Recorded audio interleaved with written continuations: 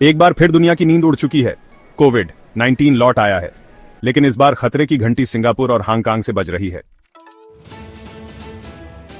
पर यार, असली सवाल यह है कि क्या भारत में भी खतरा मंडरा रहा है या फिर हम अभी भी सेफ हैं? तो चल आज इसी का पूरा हाल जानते हैं।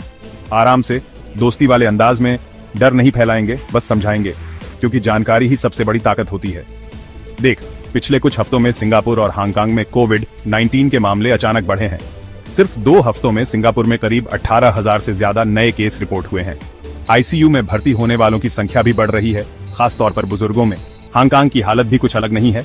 वहां का हेल्थ डिपार्टमेंट साफ बोल रहा है कि नया वेरिएंट KP.2, जो XBB के फैमिली से है, वो तेजी से फैल रहा है। और मजेदार बात यह है कि ये वेरिएंट बहुत ज्यादा खतरनाक तो नहीं है, लेकिन इसकी संक्रमण दर यानी ट्रांसमिसिबिलिटी जबरदस्त है। मतलब ये कि वायरस जल्दी जल्दी एक से दूसरे में फैल रहा है, और यही टेंशन की बात है। अब सीधा अपने देश की बात करते हैं। भारत में 19 मई 2025 तक सिर्फ 257 एक्टिव केस हैं। जी हां, सिर्फ 257। अब सोच, 140 करोड़ की आबादी वाले देश में सिर्फ 257 एक्टिव केस। ये तो अपने देश की पब्लिक हेल्थ सिस्टम की बड़ी कामयाबी है। Kerala 69 case, Maharashtra 44 case, Tamil Nadu 34 case. बाकी सारे राज्य तो या तो 0 हैं या 1-2 केस ही हैं। भारत में अभी कोई नया वेरिएंट सक्रिय नहीं है, लेकिन फिर भी हम निगरानी कर रहे हैं। मतलब सीधा सा ये कि फिलहाल हमें डरने की नहीं, सावधानी की जरूरत है। यार, हम लोग तो वैसे भी मास्क से दूर भागते हैं, पर अब जब फिर से कोविड की बात चल रही है तो कई लोग ऑफिस में फिर से मास्क पहनना शुरू कर चुके हैं। कुछ स्कूल्स ने तो थर्मल स्कैनिंग फिर से चालू कर दी है। बुजुर्ग लोग थोड़े टेंशन में हैं।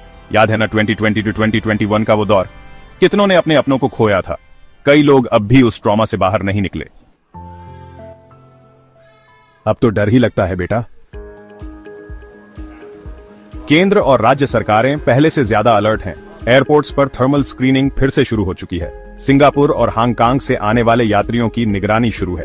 कुछ राज्यों ने रैपिड टेस्टिंग को भी फिर से एक्टिव कर दिया है।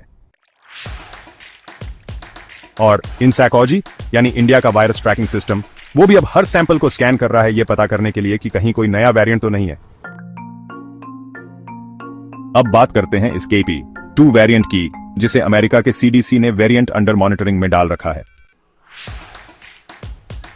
फिलहाल भारत में इसका कोई केस नहीं मिला है, लेकिन चूंकि ट्रैवल चालू है, इसलिए आने वाले हफ्तों में इसके एंट्री की आशंका को नजरअंदाज नहीं किया जा सकता।